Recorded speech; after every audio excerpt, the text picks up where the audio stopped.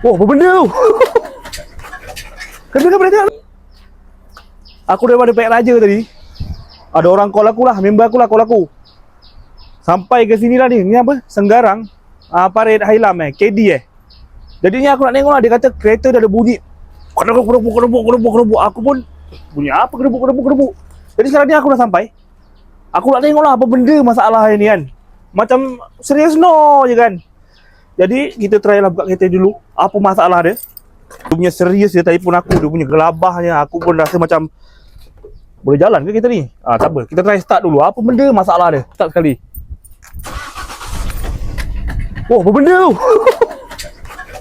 Kenapa boleh tengok tu? Kau melibas. Belting dia dah melibas lah. Belting. Jadi aku matikan enjin dulu lah. Kasih potong dulu yang libas tu. Kita try bawa lah sampai ke Pek Raja. Baru tukar. Sekarang barang aku tak ada. Dia pun telefon pun. Dia cakap ada bunyi kelibas dia. Aku tak rafi lah benda tu. Tak apa, kita matikan dulu. Apa nanti aku akan buat video lagi lah. Apa, cara gas.